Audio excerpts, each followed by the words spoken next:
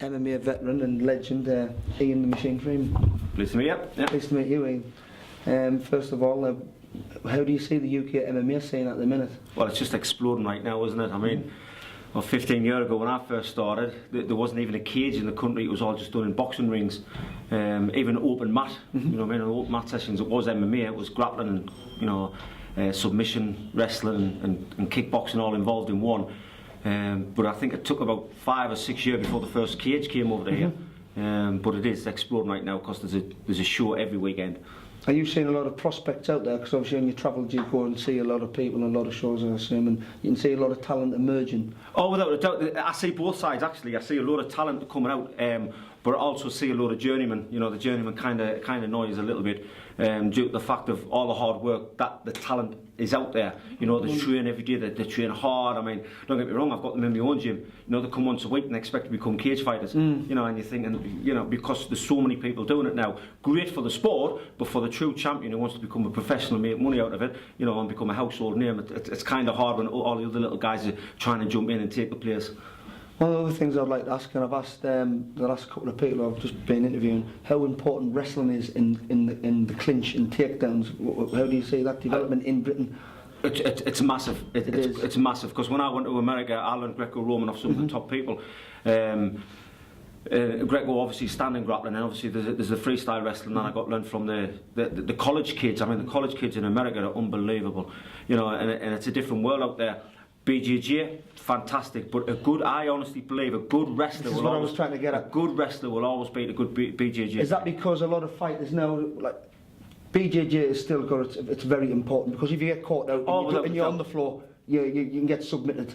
But what I'm starting to see is like people are emphasising stifling the takedown to get there, and that is the important thing. Like you see, I've just interviewed Tom Watson. Tom Watson, even though he's a purple belt in BJJ, he doesn't want to go there to the floor, so he'll stifle and make sure that he keeps the fight standing up. And that's what I'm saying. It's important not just to be able to take the fighters down, but to be able to stifle the takedown. Without a doubt, like I say, I mean, obviously if the BJJ guy is better than the wrestler, then he's going to overcome with the submission, you know, because I know there'll be some BJJ guys out there saying, what's he talking about, you know. But if you've got a good class wrestler against a good class BJJ, the wrestler, I think, will come on top every time, especially when there's ground and pound involved. And that leads on to the next topic, which is obviously Jeff Monson v Darren Towler, who is a first class wrestler and a submission grappling expert.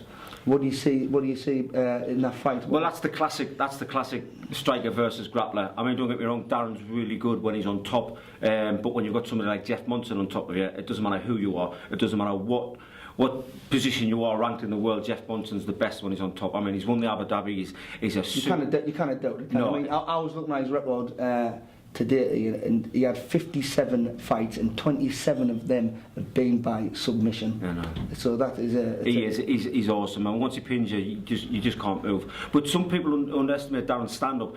Darren's stand-up isn't the best clinical stand-up ever. It's not. He doesn't look like a boxer. He doesn't look like a striker. But he showed in his last fight against Ben Smith that he has got stand-up. But it's not just the punching power; it's also his knees, and he's so hard to take down. That he is. I mean, you put Darren against the cage, it's very, very hard to take him down. I haven't seen many people take him down from the cage, and the only way Jeff Monson's going to do it is if he shoots. But as we know, Jeff Monson's not as quick and as agile as he used to be. So on its feet and defending the takedown, everything's swaying towards Darren. Once it goes to the ground, then I'm sure everybody will bet the house on Monson. And one last tantalising question: would we ever be able to see you in the cage again? Do you know what? I get asked this a lot. I mean, I know I don't look at Brom. My next birthday I'll be 46, which is 5 months' time. 46 is a little bit too old, going in with all these superstars now. You know, I've been offered to fight Dan Severn. You know, I actually got offered to fight Monson, and it's just, you know, I've got my own school now. I've got a nice academy here. I've got other things, my TV work and stuff like that, and I just can't concentrate 100% on getting ready for a fight. You know, I'm not like it was, you know, 5-6 years ago when all I did was fight, and that's all I had to concentrate on.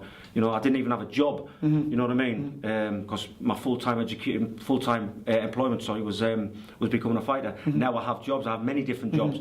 So because I can't concentrate that much, I don't think I'm going to devote myself to another fight. Well, thanks for your time, Ian. Right? Lovely. Thank you very much for having me. Thanks a lot, pal. Thank you.